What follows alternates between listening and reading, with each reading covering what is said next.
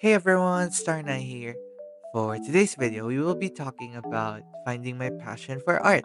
Now, it's been a long time since the last time I uploaded, and I do apologize for that. I was just really confused with what are the things that I really want to do and what are the things that I really love that made me love drawing. So, I wanted to make this video that maybe I could help somebody going through the same problem as me, or I could also help myself. So, anyways, let's get started.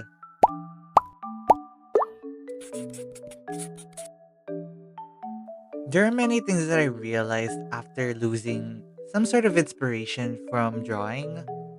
Probably because I was too overwhelmed with everyone around me, and I was really pressured if I'm doing the right thing. I'm not even sure what the future holds for me, and I'm just going with the flow. But if there's one thing I realized, that is first to know what are your early inspirations. If you're feeling lost, it's really important to go back to the start and think, why did you start drawing and what made you love it? Like for me, I started drawing because I believed I wanted to share something to the world.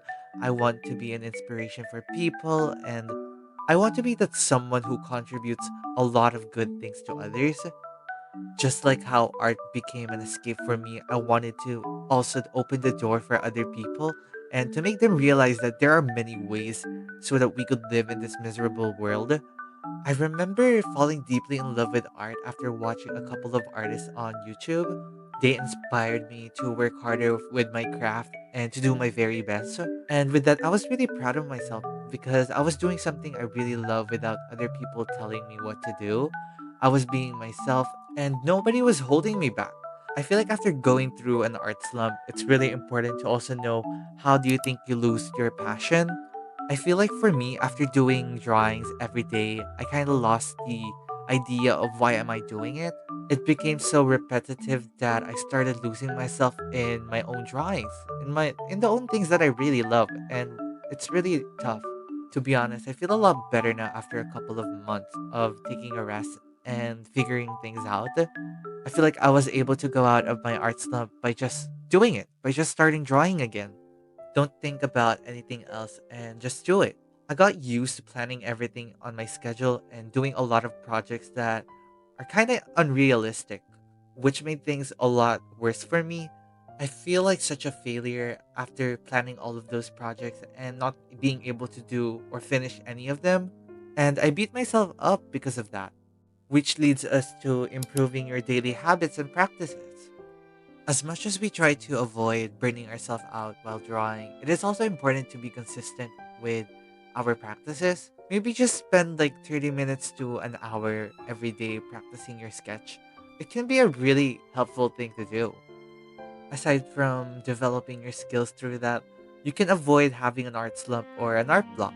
Just think of yourself like a cogwheel. If you stop for too long, you're gonna get rusty and it's gonna make your skills a lot worse. These days, I was really trying my best to be consistent with my gesture drawings.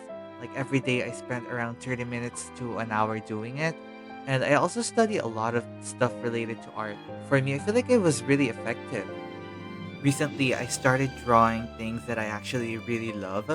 Sometimes it's really hard to do content when I'm drawing something that I don't really like.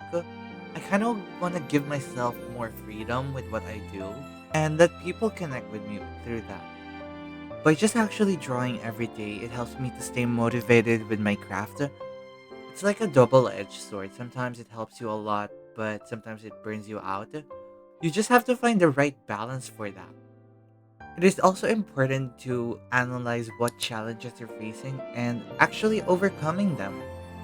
For me, every time I do a project and it doesn't do well, I take it as like a failure and it really hits me hard. It puts my mood to the lowest, especially since I always strive to do better and I always compare myself to others. I always have this question like, why does this work for other people and why does it not work for me? And why do they always do better compared to me when I always try my best? But the truth is, it's impossible to be that person you're looking up to because you're your own person. You have your own journey and you have a different story compared to them. So eventually, it will lead you to another height of mountain.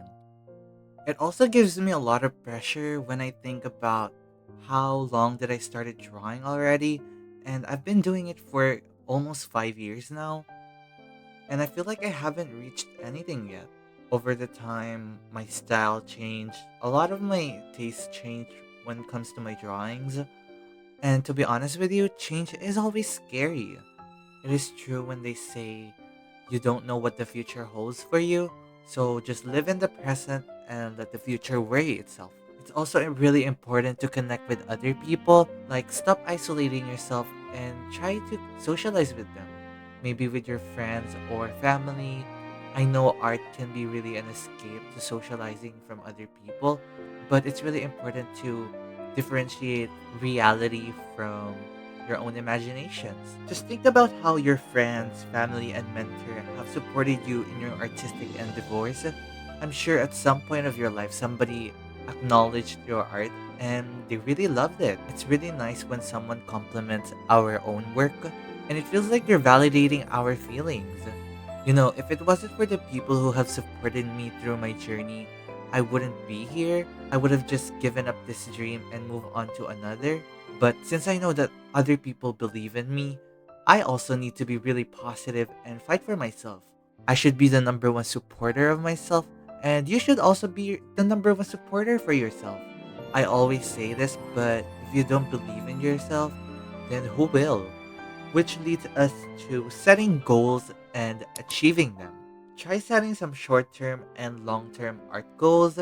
This will help you stay motivated with your journey since you know you're trying to reach something, and the satisfaction of achieving milestones and celebrating progress will make the things a lot easier for you. Don't be too hard on yourself and just do something that inspires you. You have the whole world in your hand, so don't limit yourself.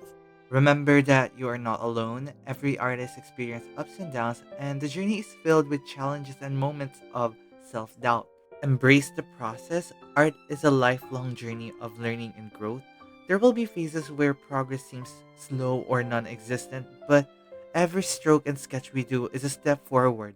Surround yourself with positivity, and I'm sure you will be able to get to where you want to be. Here's the final result of our piece for today. Ladies and gentlemen, are you ready?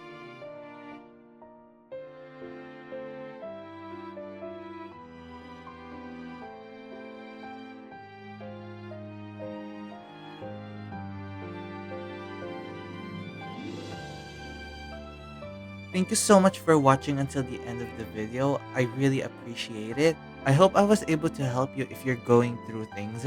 Remember, you are not alone in this fight. We are all in this together. And don't be too hard on yourself. The only way you can be happy is by figuring out yourself first before you compare yourself to others. If you enjoyed this video, make sure to give a like and subscribe. And I hope to see you in the next one. Bye!